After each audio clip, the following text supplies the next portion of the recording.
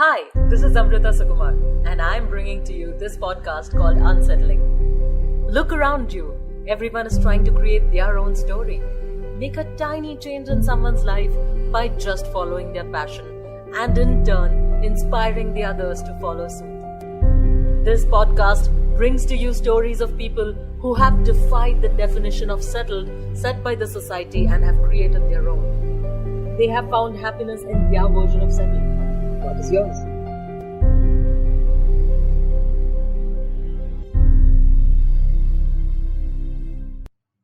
Today's guest is a dual postgraduate in advertising and communications with media and entertainment. She has led some prominent brands such as Hindustan Unilever, Japan Airlines, Hyundai, Taj Group, Citroen, Oppo, Yokohama Tires, among others. She is also a graduate in human psychology and she is pursuing her passion for canine training now. Her inspiration to do so came from her dog Bruno. She says that her belief is her biggest power. Without further ado, please help me welcome today's guest, Shweta Mallapur. Hi, Shweta, how are you? Hi, Amrita. I'm doing good. How are you doing? I'm doing good as well, surviving in this amazing pandemic that is going on outside. All right. I'm really excited to have you as a guest on my podcast because even I find dogs cute. When they're far, far away, Oh, okay. pictures. Oh, okay. So then there's a lot that you need to know today. Yes, I do. I'm actually really scared of dogs, and I'm the person that runs away the moment I see a dog. So that is why I want Okay. more information on this, and I am sure that a lot of things will get cleared today. So Surely. let's begin this episode with your Genesis story. Can you tell the listeners about your journey so far? Surely. So, before I start talking about my journey, Amrita, I did like to share that, when you see someone who's doing what they love, or Uh-huh. when they are usually living their passion, you almost, imagine like a foregone conclusion that these people are destined for great things. And Yeah. according to me, that's not the way. According to me, you are solely a product of your own perseverance. You need to be willing to stumble down and stand up again. That's what I feel. And no matter, no person in this world, gets it easy. I think all have obstacles to overcome, which I believe is essential, and that sets you on your journey. So, having said that, when I look back from where I am today, I think I'm very grateful for all the various opportunities that I have had, because I think each of these opportunities were connected and has led to another journey, which has given me a very rich experience, not only in one field, but multiple fields, like from my studies in psychology, then my career in advertising, and now as a canine trainer. Mhm. Um, and I think the calling to do something where I could be involved with dogs was always there since childhood. Why it didn't happen earlier was maybe because of lack of choices and the limited exposure it had considering the field. And though after school, I remember I was very much interested in pursuing a career in pet care. At least back then, veterinary sciences used to be the only preferred option. Right. And I wasn't too keen on veterinary sciences, rather, I was more inclined towards psychology. So, while studying psychology during my graduation, it was consumer behavior that I was pretty intrigued with. And that led me further to complete my dual post graduation in advertising and communication and media and entertainment. So, in the span of 7 years, that while I was into advertising, I was majorly leading the client servicing function. But I remember a point, where though I was part of client servicing, I was writing copies for ads, I was learning design softwares to create key communications, and my hands were full in, designing strategies for campaigns. So in Right. a way, I was lucky because I was not a part of one function in advertising, but several functions at the same time. Also, while during my studies, and then when I was working in advertising, I was simultaneously volunteering in NGOs for dogs, and back home I had my first dog, Gypsy. So you can say that dogs have more or less been part of my life ever since childhood. Okay. um In 2014, Amrita had a very major setback because my first dog, Gypsy, passed away after a brief period of illness. He was 10, and I couldn't accept the fact, that he had moved on, or rather passed away. Though I had my family and friends around me, I felt everything was closing in, and that's when the anxiety issue started, and it was getting worse. And I knew my healing would only begin with another dog. And I think exactly 4 months after Gypsy's passing in 2014, I eventually adopted a 3-month-old Indian Paraya puppy, who was rescued from an acid attack, and Oh my I God. named him Bruno. So his name also has a very beautiful Greek meaning behind it. It means shining shield in dark armor. So that's why I named him Bruno. And though I always believe that one day I will get into a career related to dogs, I can certainly very well today say that it was Bruno who reassured me that it was time I seriously start considering my passion and start living my purpose, that is serving the dog kind.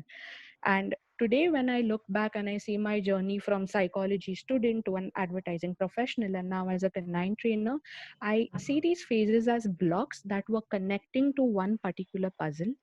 Mhm. And here, the puzzle was my passion, that is doing something for dogs, which I always wanted to do since childhood.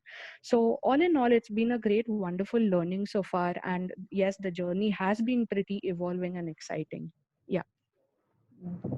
Well, as you described that everything has a connection and there's it fit perfectly like pieces of puzzle. And well, I think your journey from psychology to catering to a certain audience now, though your audience has changed, I think it is helping you do what you do right now. And I'm really Right, right. Bruno came into your life and you were able to cope with it, because I know I have known people who are very attached to dogs, and I know Yeah. it affects them when one of them passes. I Yes. sure I cannot connect to you on that level for sure, but I'm glad you got out of it. Yeah. As you said, this was your journey of choosing canine training, but Mhm. since it is not a mainstream profession yet, as you said, so how did you come about? How did you discover this, and how did your background in psychology also help you in discovering this? Okay, so when I adopted Bruno, I was already told by the NGO and the foster home that it's not going to be easy with him. This guy, this little pup, was very fearful and he had a very bad past trauma. He struggled mightily with reactivity to lots of daily life stimuli. Like, if I could give you an example, Mhm. walking with loud footsteps, would scare him, or even a spoon falling on the floor would create panic in him. Oh my God. He had also separation anxiety and severe fear of humans and other dogs due to his past trauma. Mhm. So, post adoption, the first thing I knew was that I had to work on his separation anxiety since I already had a full time job. And though my mother was home, it wasn't okay to keep a dog emotionally dependent on his humans. He needs to be independent. That's when I started Googling about, dog separation anxiety. I was learning about its symptoms. What do dogs do in separation anxiety and what's the prognosis for it? And I started realizing that some of the concepts of human psychology could be applied to canine psychology as well. Uh, like, separation anxiety is something even human infants or toddlers or children commonly suffer from, and Right. few techniques of prognosis that were suggested for these children were actually applicable for dogs as well. That's when I started reopening my psychology books, and I was understanding why certain canine behaviors like fear or frustration or even reactivity towards other animals and humans occur. And it took me around 8 months of working with Bruno on his separation anxiety every single day. I don't remember even one day when I skipped it. And to tell you, Amrita, I started leaving him alone in the room for 3 seconds initially, and eventually succeeded in leaving him alone for a few hours a day. And touch wood, by God's grace, it's been 6 years now. Bruno doesn't have separation anxiety. Mhm. And at the same time, I knew that he needed professional help to tackle other behavioral issues. So I hired a trainer who was a behaviorist as well. And simultaneously, I chose to take it upon myself to learn and understand canine behaviors. And I think my background in psychology made it very easy for me to understand this, since most of the words or concepts or even learning methods and training techniques was something I learned during graduation. So the only difference was that I learned it then from a human psychology point of view, and now I was referring to it again from a canine psychology point of view. And once when I was visiting Bruno's veterinarian, during a casual conversation, the veterinarian suggested, that I take up a course in canine training because he felt I would be very good at it. And he wanted me to give a very serious thought to his suggestion. He knew I was considering a career into canines right from the time I had adopted Bruno. And honestly, I wouldn't say the path was easy for me, but I decided to take up the challenge for the betterment of Bruno, and because it was my passion. So if I could say, I think we all have obstacles in our life. We all have struggles. We all have circumstances to face. So when there are so many challenges that we are facing, the only thing I asked myself was, why not face a challenge for your own passion? Right. And I told myself that I started it and I did not have an option of giving up. I was determined and I wanted to make it happen. And that's how it all started then. Oh my God, that's a very interesting story. I'm really intrigued about this. When you say that humans and canines have similar behaviors, Hmm. I did not expect this at all, because all I know is I find them really fearful. I feel that, they have. Um, uh, I have been attacked as a child, so I'm really scared of dogs in general. So I never thought from Hmm. perspective, that they might also have similar issues, or they might have some kind of behavioral changes that would really affect them, and hence Yes. acting out in a certain way. I never Yes. thought of that. And after listening to your story, I completely understand that, you know, if at all I put in a small effort, I might also Yeah. be able to lose my fear of dogs. Uh, Definitely. Will, how was your family's reaction when you chose this profession completely? I think they always knew, especially my mother and my closest friend circle, that one day I am going to take the risk and maybe just dive into it. Honestly, I'm not a person to give up no matter how bad or how difficult the path is going to be. And to be honest, the only thing, Amrita, that held me back all these years was my own self doubt because of validation from others. If I could say, I think we all are socially conditioned or programmed to think in ways that are socially acceptable to our external environment rather than to accept ourselves. And social conditioning is so deeply ingrained in us that it requires a lot of work to decondition yourself from it, which honestly, I am still working on myself with regards to that. And I was facing questions from people such as, why would I want to risk my steady career in advertising to pursue my passion and start all over again? Some said it's, the 9 to 5 job that matters and not your passion. What about your salaries, your finances?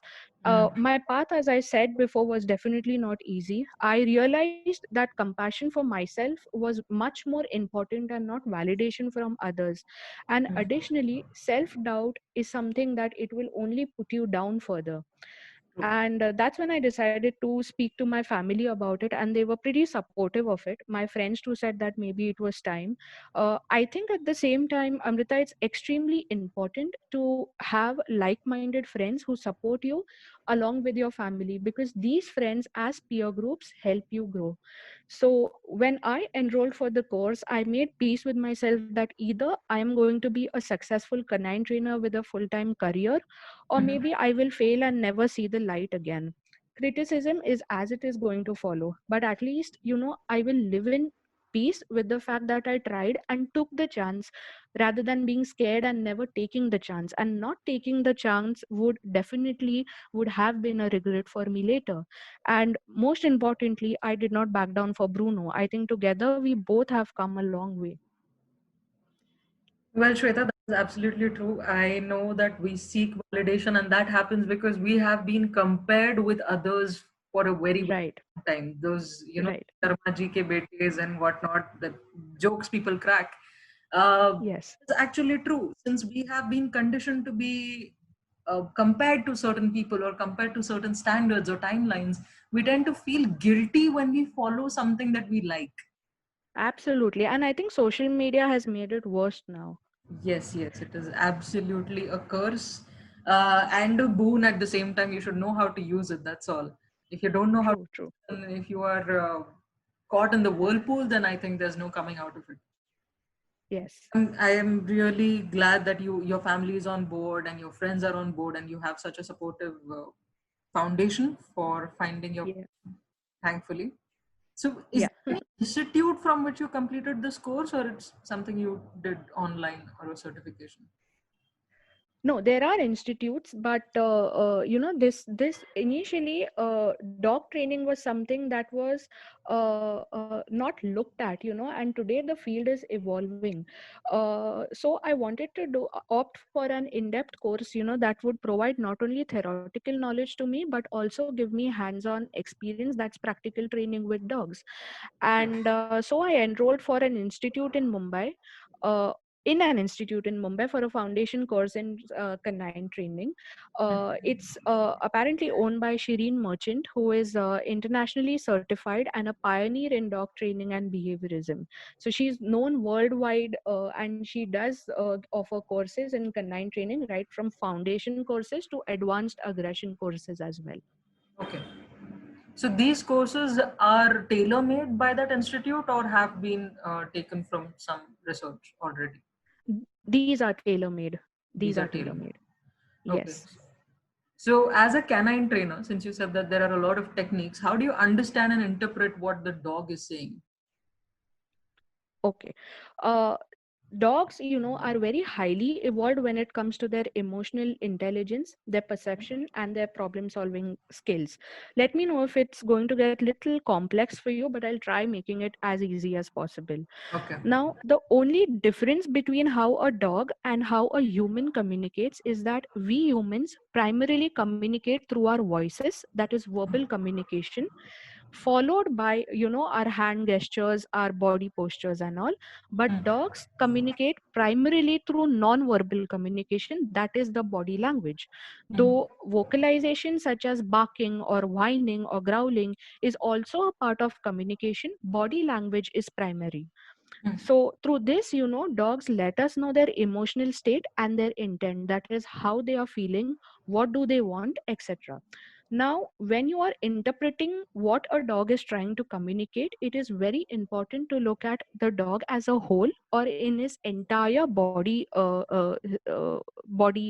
gestures, rather than just one part of his body language. So when you want to observe or read the dog, you look at the following 6 parts, okay, and not Okay. just one part of it. You Hmm. first read his ears, you see his Okay. eye gaze, you see Uh-huh. his head position, you Okay. see the mouth, Hmm. you see his body stance, and then you see his tail. Though there Okay. is a lot more to look at, such as the position of the neck, the position of the legs, his stomach, these Mhm. 6 body parts are most commonly looked at. Now, the position of each of these body parts, the frequency, also plays a very vital role. If I could give you an example to simplify this, a Mhm. wagging tail in a certain position and the frequency at which the tail is being wagged also needs to be considered.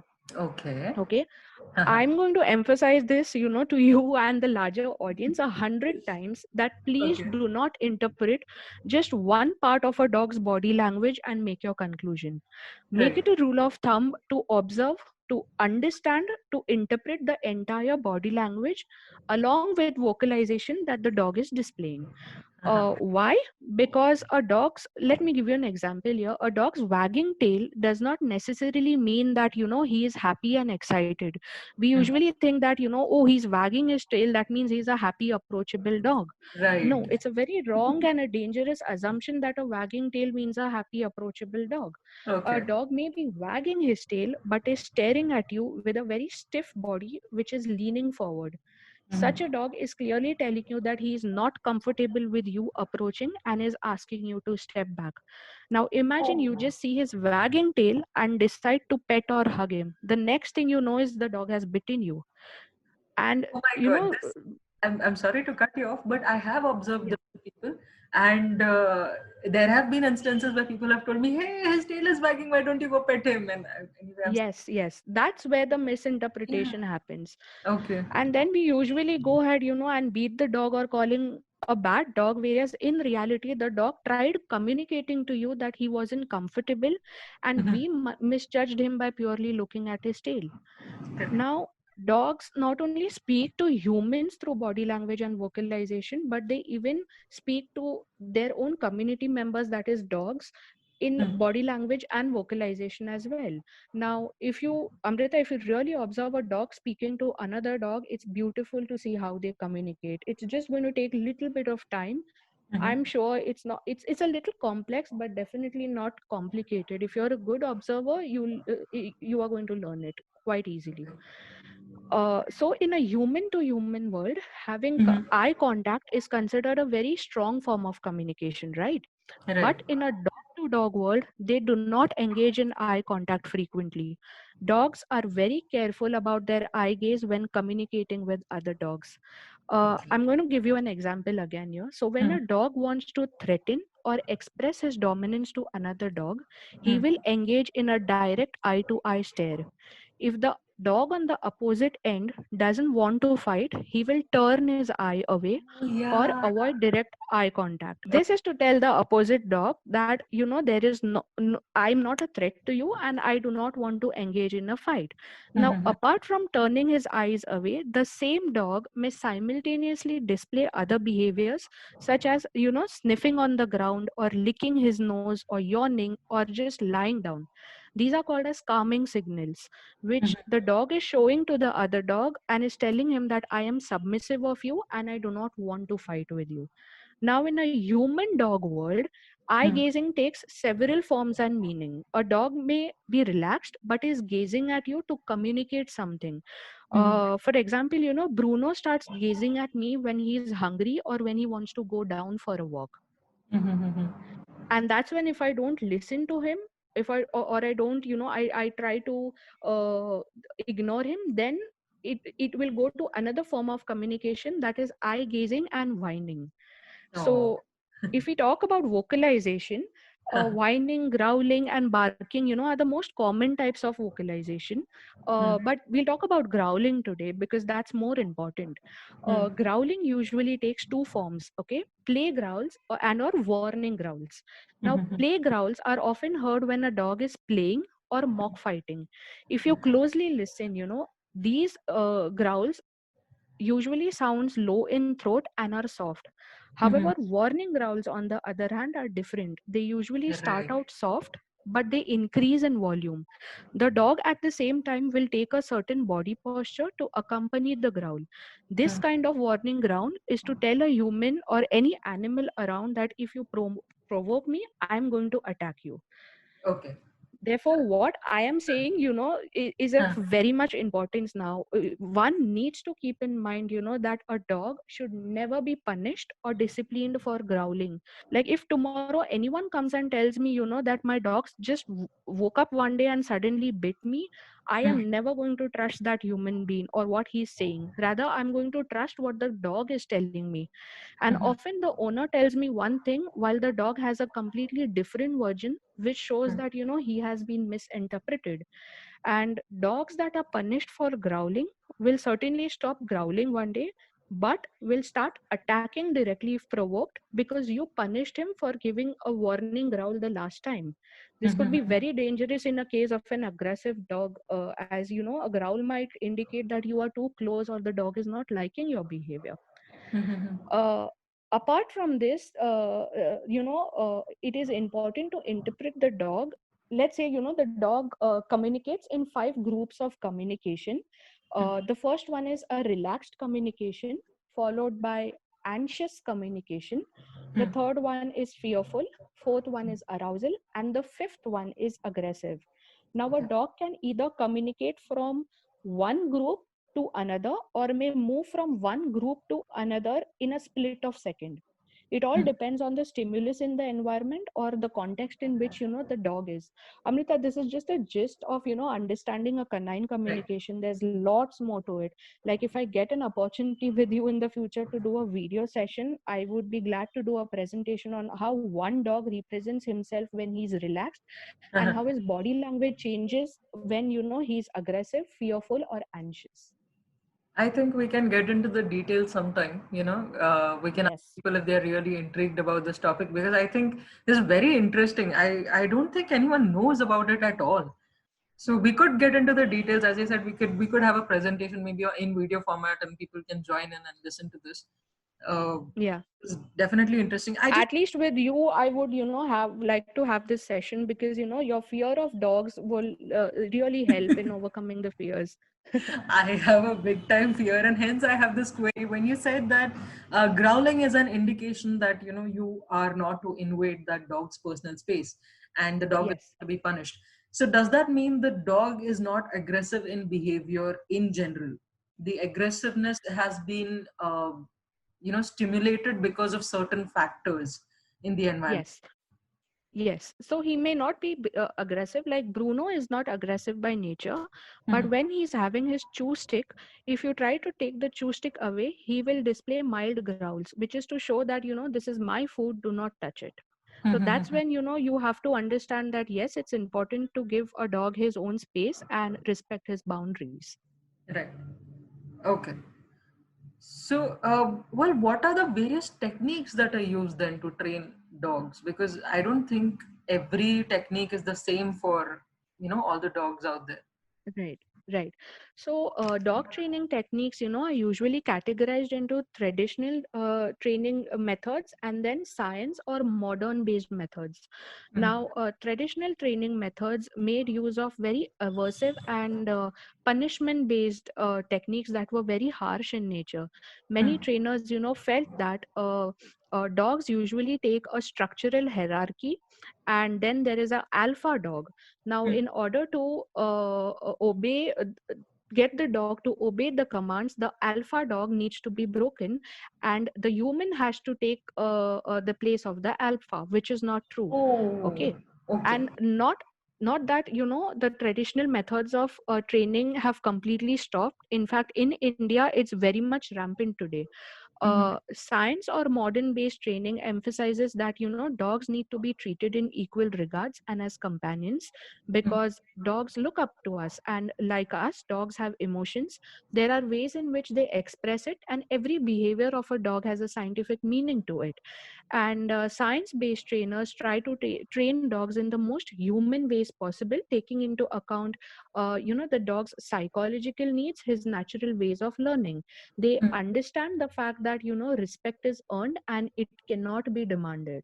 So most trainers globally are today emphasizing and promoting modern or science based techniques which focus on developing a mutually beneficial relationship between the handler and the pet.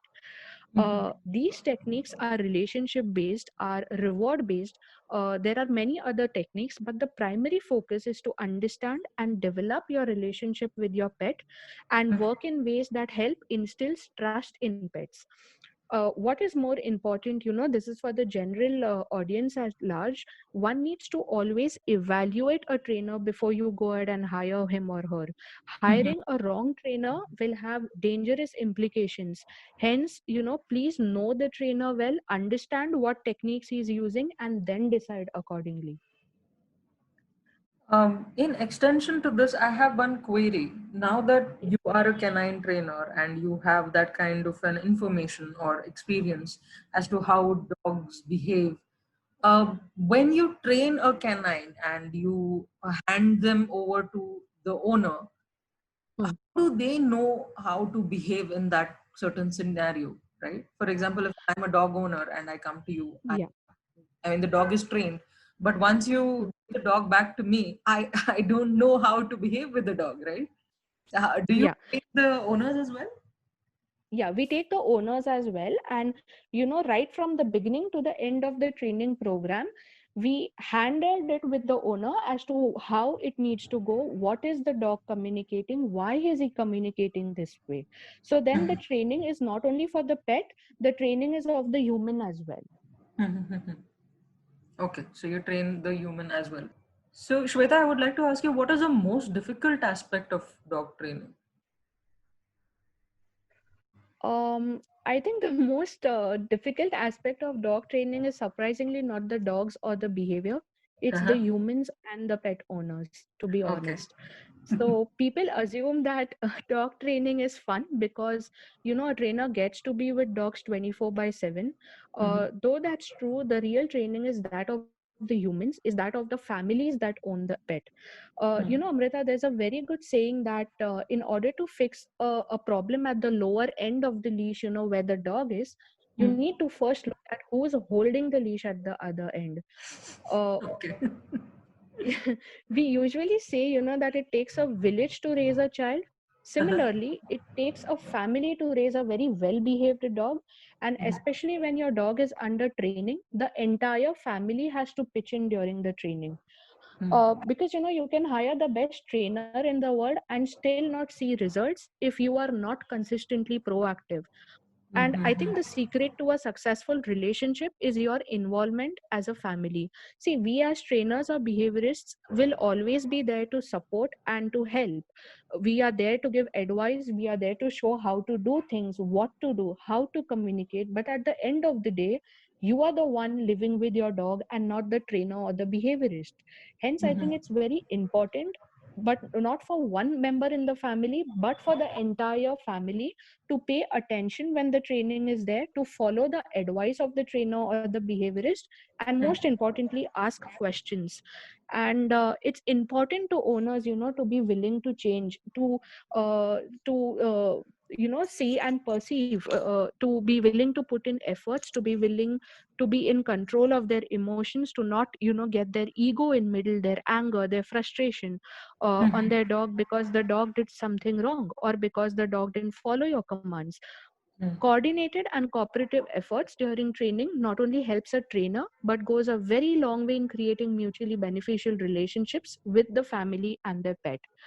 Why I say this, because I'm going to give you an example. I recently had a client where the dog had a very bad habit of picking food from the table, from the dining table. And while the training was on, the family members were actively into the training as well, and eventually the dog learned that it is bad manners and he's not supposed to do that. There was this one particular family member who still was sliding food under the table, Oh. and the dog learned that this particular person, if I go to this particular person, I get the food. And the behavior didn't stop with that particular person. Then few days later, when guests had come over, the dog started begging again, because one member in the family did not go as per the rules. The training took a backseat. It was a hindrance in training. Right. Therefore, it's important that the entire family pitches in during the training. Okay. Uh, well, thank you for that. Now I understand it better. And but I still am scared of dogs. The one thing that I'm really scared of is dogs chasing me. So I have Okay. been on cycles, I have been on two-wheelers. So how do I deal with those dogs who, run behind the vehicles and try to bite you and try to make you fall on the vehicle in general? How do I deal with that? Okay, so I'll let you know how to deal with that. But firstly, let's understand the root cause of a dog's chasing behavior. Okay, now since dogs have predominantly evolved from wolves, dogs and all the dog breeds that are available today have retained many wolf-like behaviors, from how they respond to something scary to how wolves hunt for food. Hence, chasing is a predatory nature of dogs because it is in the genes. Now, wolves complete predatory sequence in about 7 steps. Okay. Number one is they search for the target. Number two is they stalk the target. Number three is they chase the target. Number four being they grab the target. Number five is they kill the target. Number six is they dissect. And number seven is they eat the target. Now, dogs have inherited pieces of this sequence and not the entire predatory sequence. So, most often there are fragments of wolf behavior, such as, shaking and dissecting stuffed toys rather than preying animals. So, any dog can and will display predatory behavior to some extent. And Indian pariahs or Indian mixes, who are most commonly found on roadside, usually do have a very high prey drive. They usually chase cats or squirrels or even pigeons, if you've seen. Now, it's the speed of the vehicle or the bike or the cycle that activates the dog's natural chasing behavior. They chase it down, like they would chase a squirrel or a cat, because for them it makes very little difference. And their predatory instincts come into play. Furthermore, the sound of the engine, if you are on a two or a four-wheeler, excites them further. The higher and bigger the engine sound, and the higher the speed of your bike or vehicle, the higher is going to be the excitement, chase excitement. So in most Okay. cases, immediately, once you stop the cycle or the bike, the dog will stop chasing you, bark at you, and then turn away. Biting is very rare unless, the dog is aggressive by nature. However, in most cases, the dog is going to stop the moment you stop, bark, and then turn away. Right.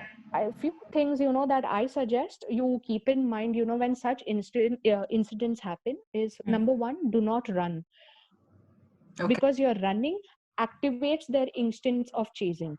Right. If a squirrel runs or if a cat runs, the higher is going to be the prey drive. Similarly, if you run, you are activating his chasing instincts. Number two being, do not agitate the dog. There is more chance of the dog attacking you if you agitate him. Instead, shout very loudly and shoo him away. That will startle the dog. Okay. Number three being, do not stare at the dogs. Look away. Staring is like inviting trouble for attack. When the dogs relax a little bit, start walking like a crab very slowly. Because if you walk very fast or run or try to race with your vehicle or two-wheeler, you are activating their chase behavior again. Number four, if things really get out of control, then call for help. And if one thing you must always remember is dog attacks are common when the victim is usually alone. When dogs see a group of humans standing by or a group standing nearby, attacks are very less likely. Okay. Number five being, if you have gotten down from the cycle or the scooter, make sure that the vehicle or the scooter is between you and the dog. Give it something to chew. Do not give yourself to chew. You are just Oh going my to be God. tasty, for somebody's tongue. Okay, so it's still scary. I'm still scared even after all this. Because And lastly, if yeah. you are under attack, then play dead. Like, curl into a ball with your hands over your ears and cover your face and stay still. Try not to roll or to scream, because that will instigate the dog further. Oh my God. Okay, now you're actually scaring me more. No, I really suggest you, next time you see a pack of dogs or a single dog even staring or looking at you, slow down right from the beginning or stop for some time until the dog walks away. Because walking away signifies that you are not a threat to them, but under no circumstance you try to race. No, honestly, I have stopped racing. I understood that, you should not race in the presence of Mm. a dog. But I remember that I was not at all at a high speed. There was a pack of dogs. They saw me. And as you said, I was alone. I screamed. Mm-hmm. I tried to shoo them away. Nothing worked. One of the dogs tried to bite me. But then since I was wearing very loose track pants, they just caught hold of my track pants, not my shin, thankfully.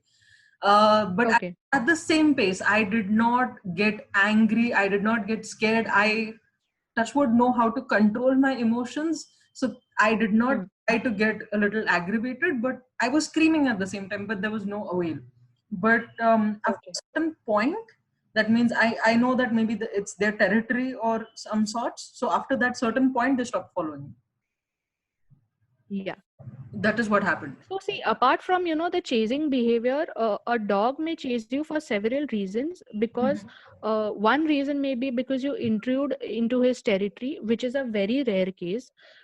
If the dog has been injured by other people, or in order to protect his or her puppies or the pack.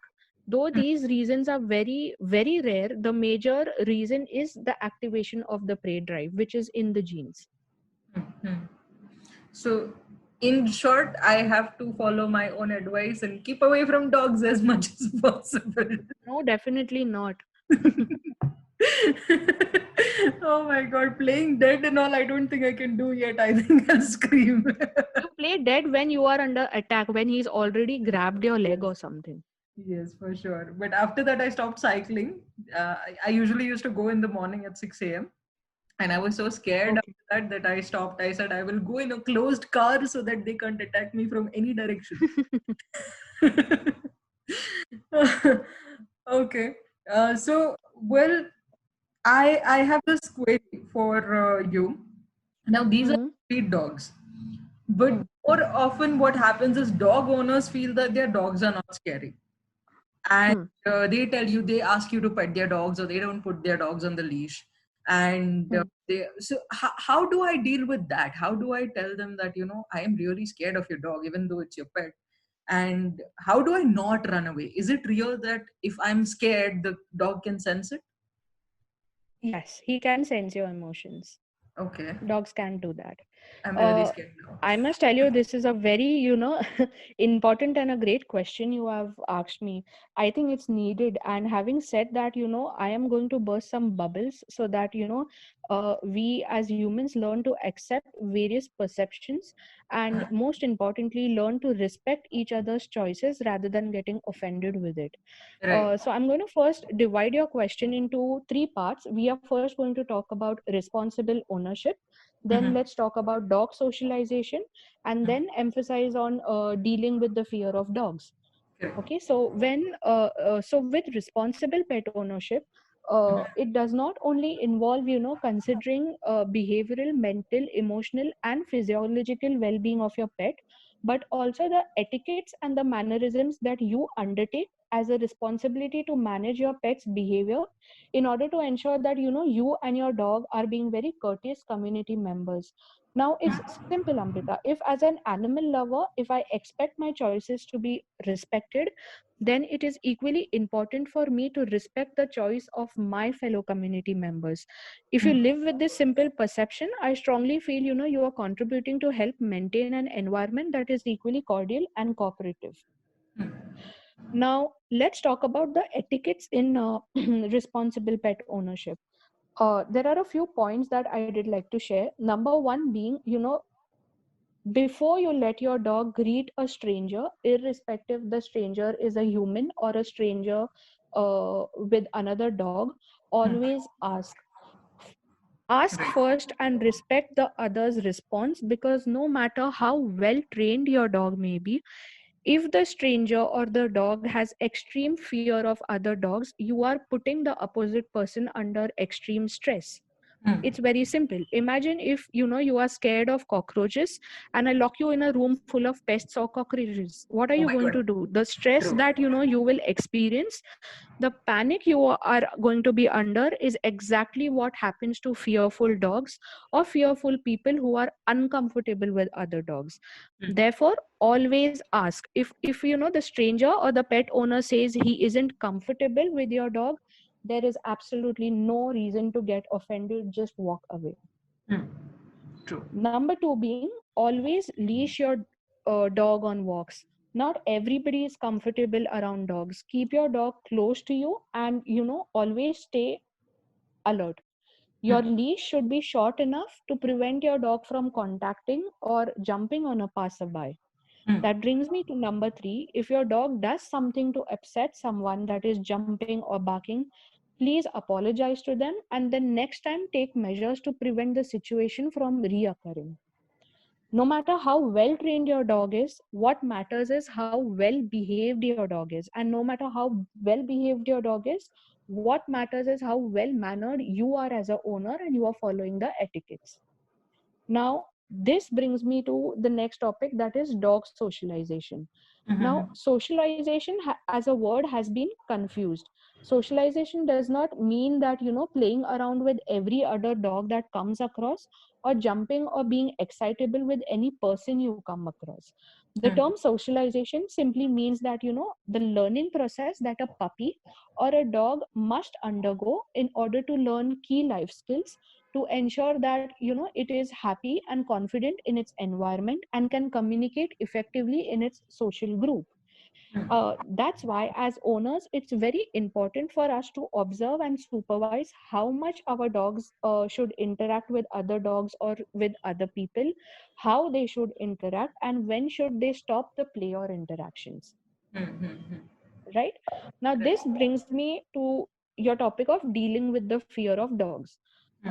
Number one would be, irrespective of how mild or severe your fears are, uh, first step is to accept and recognize that there is a fear, because fear of dogs can range from mild to extreme levels, to a point where a person may experience anxiety, which can lead to increased heart rate, nausea, sweating, shortness of breath, Right. shaking, or crying, or even screaming on witnessing a picture of a dog. Such Oh extreme my God. fears of dog is called as cynophobia. Mhm. And step number two is, if you think your symptoms are so severe, then consult a healthcare professional, because psychologists or psychotherapists often treat cynophobia with various cognitive behavioral therapies, which are pretty effective to remove the fear of dogs. Okay. And if you're very sure that you can overcome your fears without the help of a therapist, then though the process is going to be very slow, but definitely it's going to be worthwhile. Number one being, first you need to educate yourself by simply understanding dog behaviors and their communication. Just learning or reading how rare it is to be bitten by a dog may be comforting. Most of the fear of dogs develop either because you have witnessed an incident where Right. the dog is involved in biting, or you yourself you have been bitten, or maybe you have seen it in the family or within your friends group. So when such incidents happen, the next thing that you do is, you usually go and see a well behaved dog and pet him for some time. That is going to put your fears down. That will make you understand that not all dogs are like that. This brings me to number two. First one is to educate yourself, second one is to observe. Start observing dogs on your way to work, or maybe when you step out. Observe their behavior when they are in packs. Observe what they do usually when you leave home at a particular time. If you have a friend who has a well behaved dog, ask him to first leash the dog, and then observe the dog initially from a distance for merely 5 to 10 seconds, and then walk out. Then maybe eventually progress to allowing the dog to just sniff your feet for just a second or 3 seconds, and then again ask her to take the dog away. And number three being, always start interaction with adult dogs than puppies, because puppies are too playful and they can scare you by teething or nibbling. So start with a Right. well behaved adult dog who is medium or small in size. Why I suggest small or medium breeds? Because the size of the dog usually instills fear. Hence, no matter how well behaved a large or a giant breed is, the size in itself is going to scare you. So always start with a small or a medium breed. Yes. And That. lastly, I think because anyone has fear of dogs, that should not make you unkind. You should not engage in hurting the animal in any way. Yes. Yes. That is for sure. Thank you. Thank you so much for sharing all this. I'm sure that I am still going to be a little scared of dogs because uh, I don't know. I don't have a crippling fear of dogs for sure. But then I have interacted with the wrong ones. Yeah, maybe. Yes. Another way would be, if there's a dog park near you, just take your friend along, or maybe a family member, and just stand outside the dog park and just look at the dogs for some time. Observe their behavior, their body language, and then maybe, visit after some time again. I am my entire family is scared of dogs. That is one. And secondly, I'm not scared of dogs if they're far away from me, and I know they cannot attack me or they cannot come close to me. I'm not that scared of them. But Hmm. I think the first and the last time I've tried petting a dog would be my boss had a dog, and it was a Great Dane, which I didn't know that it is going to grow up to be a Great Dane. So Mm-hmm. as a pupper, I It's a giant breed. It's a yes, giant it breed. is so giant. So I just petted him when he was a child, like a not a child, a puppy, and then Hmm. grew up to like triple my size, and then Yeah. to gambol around, and I was so scared of the dog. Oh my god. Yeah. Like I said, the size will scare you. It did, because when he used to, put his front legs up, he was almost taller, twice my height. And it was really Hmm. scary to be around him after that. So, yes, I think that fear, I'm not that scared. I can see a dog, I can find them cute, I can see their pictures, no problem. But I don't think we gel well as much. And as you said, Okay. give a lot of tips about for dog owners as well, and I think please follow it, please. Even though, I mean, I know that your dogs are really nice and they're well trained, I'm really scared of them, so please don't force. Yeah, it's important, Amrita, even for the Yeah. pet owners to understand this because, not everybody is comfortable with a dog. Now, let's Yes. consider, if you have a dog who is very fearful and who's not comfortable with other dog, and if my dog is excitable and jumps on him, I am going to put him under extreme stress. And, Right. in a state of defense, he might directly attack your dog. And Mhm. furthermore, if that particular fearful dog is under training, you are responsible for a complete failure in the training because the dog is going to go to step one. Right. So true. So it is very important that these rules are followed, and these Yeah, boundaries are created, and these boundaries are, respected. absolutely. Respected is. Because some people, tend to get very offended with it. There's nothing to get Yes. offended, no? Yes, they do. Yes, they do. I have seen instances where they say, "Arey, kuch nahi hota, khade raho, kuch nahi hota." No.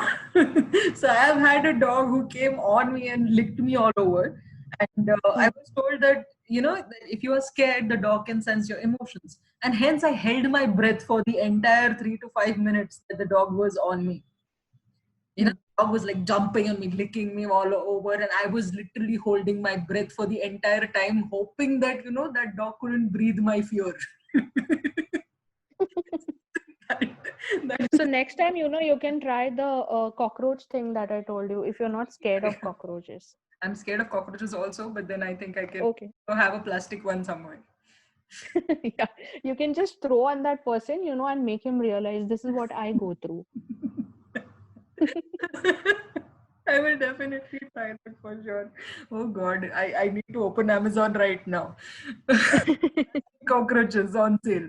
So Shweta, I would like to ask you what kind of advice or suggestion would you like to give families who are seeking to get a home pet or a dog?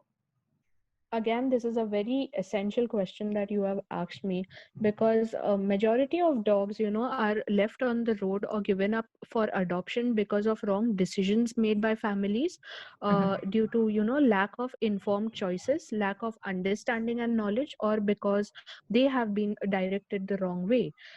There are certain basic questions that, one needs to ask himself or herself before getting a dog. See, let's understand this, that a dog is an emotional investment like a child that needs to be nurtured and taken care of for at least 10 to 15 years of his life.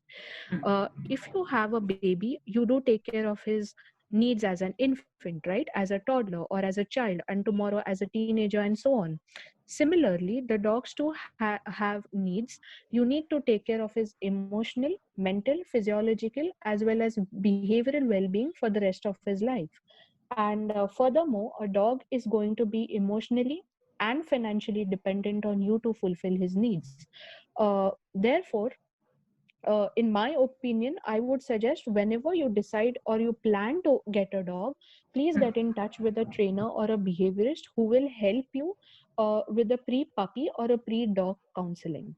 And few questions that you need to ask yourself being number one, consider your home and your family first. Ask yourself these questions like, am I single or do I have a big family? Do I have young children or pets or older kids? Is everybody in my family prepared to have a dog?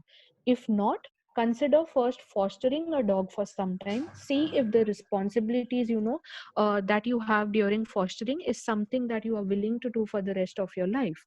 Also think about the size of your home. uh, for example, if you're living in a small apartment, you will probably want to stick to a small dog that doesn't require much room to exercise and exist. Number two being examine your lifestyle. If you prefer being lazy and spend your days with your feet up, then an active breed is not going to be a best fit for you. If Right. you keep an active breed when your lifestyle is lazy, your dog will develop behavioral issues one day. Number three, which is most important, is consider why you want a dog. Number four being consider the time and budget that you have. Make an honest assessment of how much time and money you have to devote to a dog. Why? Because let me give you an example here. No matter how much you love a Shih Tzu or a Maltese breed because of their hair, uh, if you do not have the time or the budget for regular brushing, for his haircuts, for his grooming needs, then it's not the right dog for you. And some breeds, Amrita, have unfortunate pre-genetic dispositions to medical conditions that can be very costly to deal with. And God forbid, if your senior dog comes down with medical conditions tomorrow, you need to be prepared in terms of time and money. You need to decide ahead of time how much either resource you are willing to devote to caring for your dog over his lifetime. And number five being, choose if you want to have an adult dog or puppies. Why? Because age is a very important characteristic to consider. Many people usually prefer to adopt puppies for a number of reasons. One being that they feel that raising a dog from a puppy creates a stronger bond. But honestly, puppies can also be a lot of hard work to train and to care for, and they have a way of stretching your patience because of the teething phase, because they do not have their boundaries set. Older dogs, on the other side, tend to come home trained. Their teething phase is already done, so there are less chances of destructive chewing. Unless an older dog has a traumatic history, which of course with a trainer or a behaviorist you can overcome that.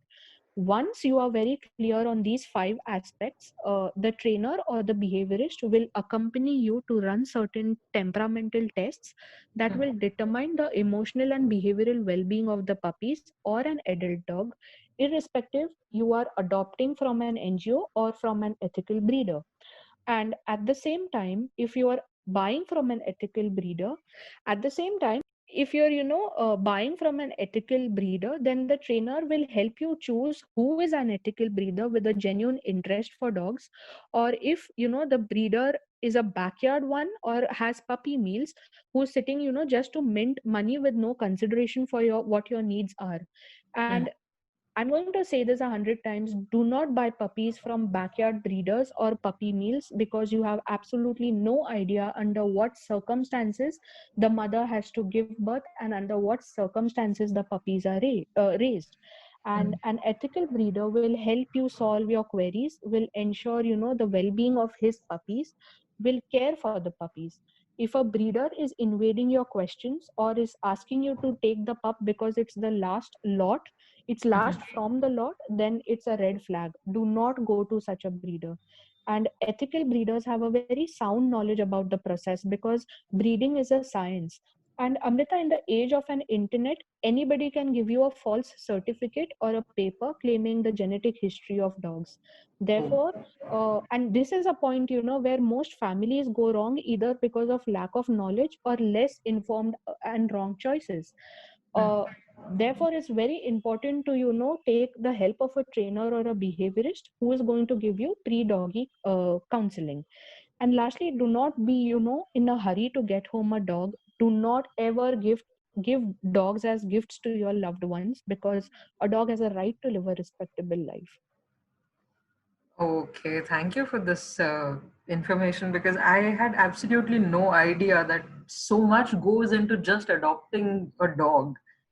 Uh, Yes. I just Yeah, because it's almost like raising a child, right? It has so many requirements, and if you're not ready to take that up, then I think you should make sure that you don't do something like that rather than Yeah. just And you adopting know, a dog and leaving them on there's the this streets. thing that, yeah, like for example, if I like a Saint Bernards, I shouldn't go and simply get a Saint Bernards. I need to see why was the dog originally bred. There's a purpose why Saint Bernards was bred. Every dog, is bred for a particular reason. If I could give you an example of a Hmm. beagle is a skent hound. uh, its mind is always at work. It has this independent streak because it's a working dog. And if you are a lazy owner and you keep a beagle at home, if you do not keep him active, he is going to be destructive. He's going to chew your furniture. There are going to be a lot of behavioral issues. He's going to keep barking the entire day. Therefore, Hmm. it's important, what breed are you adopting? Why do you want that particular breed? And with this entire process, a trainer or a behaviorist can help you. Absolutely, absolutely true. And then if you don't make sure what kind of breed you're looking for, and there are behavioral changes, that you can be a nuisance to your neighbors as well. So make sure that True. you take good decisions. But when you spoke about puppies and you spoke about adult dogs, both of them require some kind of training. So what personality They do. traits are to be inculcated in a pet dog? As I told you, Amrita, every dog was originally bred for a specific purpose. So when you buy a particular breed, you must keep in mind the personality that the dog is going to possess. Now, irrespective of the breed, I think few traits, for the emotional well-being of the dog, few traits, that needs to be considered is number one, the confidence. Confidence is very important for the mental and emotional well-being of the dog. A confident dog is going to be comfortable in his surroundings and will adjust well in social situations. Number two is independence. By this I mean, they should be okay to be by themselves alone and not cling to their owners or family members. Number three is, having happiness, and having a happy dog is the responsibility of the owner. Dogs who are happy experience less to no stress at all and are very content. However, inculcating traits in a dog purely depends on the owner's needs. For example, traits of a service dog or a guard dog will vary differently as compared to a dog who will be living at home with his family members and children around. Moreover, if I can make addition to this, pets often mirror their owners' personalities. Like, they say children copy their parents, dogs copy their owners. If I could give you few examples, one would be coping skills. If you have a specific personality, it's likely that your dog also has that similar personality. Like relaxed owners are likely to have relaxed and friendly dogs. Another example would be fear. Dogs can actually smell your emotions, such as fear in humans, which in turn can make your dog fearful too because he's mirroring your emotions. Oh, So I think, if you have a companion dog or rather a pet dog, confidence, independence, and happiness is very crucial. Then you add other traits that's okay, like adaptability and all, but these three are very crucial. And it's very important for a owner to live a very relaxed lifestyle, considering, dogs do copy our emotions. okay. This is completely interesting. I think this is a never-ending topic, and I will keep on having more and more questions about this. This is very intriguing. Uh, but I would like to move to the part where I want to ask you, what is the most rewarding part about this career that you've chosen? Amrita, there's honestly no better joy, than leaving a training consult, knowing that I have helped bring a change to the life of both an animal and a human. Because it's not just the animal who needs training, but the human too. And my job is to help people recognize their roles in their dogs' lives and empower them, to make the right choices and reach their goals. We help the owner to understand why the dog is the way he is. What is it that the dog is trying to communicate to you? And considering dogs, I think it gives me immense pleasure to teach a puppy, important skills that will prepare him for the rest of his life. and to help dogs overcome their fears, their traumas, so that they live a better, happy, and a comfortable life. I don't know what else could be more rewarding to this. Additionally, of course, my day starts with a dog and ends with a dog, so I'm blessed. Yes, you are following your passion and having fun at the same time. What else do you need? Well, Shweta, I would like to ask you, what is that one message that you would like to give someone who wants to train in this field? Okay, so since I started exploring this field while I was already a full-time professional, I would recommend someone to first analyze if he or she is in the capacity to pursue this field full-time or part-time. This will depend, a number of factors such as your circumstances and most importantly, your financial backing. Secondly, one needs to make sure to start by enrolling in a course that offers quality training and enough exposure, because the industry today is evolving, and a trainer backed with valid certifications and qualifications in this field has better and wider scope to pursue clients than a person who has no certifications at all. And most importantly, this field requires immense patience, consistency, people skills, and resilience. Your dogs will train well when you have patience and consistency in your actions. So one needs to make sure that you work on developing these skills even before you get into it. Mhm. Well, thank you, Shweta. I hope that people who are interested in this field make sure that they are finding proper resources to do so and have that kind of Mhm. experience that you do. Coming to the final question, I want to ask you, what is the definition of settled for you? Okay, I think being settled is a very temporary form of satisfaction or happiness. I think no one is permanently settled, and if you are, then it means you aren't growing, because I think being settled is what makes you grow. And I think what is more important is being content, and that is where the difference is. Like for me, content is when I am inspired from within, because that lets me be who I am and work towards what I want to do or who I want to be. Having said that, it also helps me count my blessings, reminds me that living a simple and a minimalistic life is more important.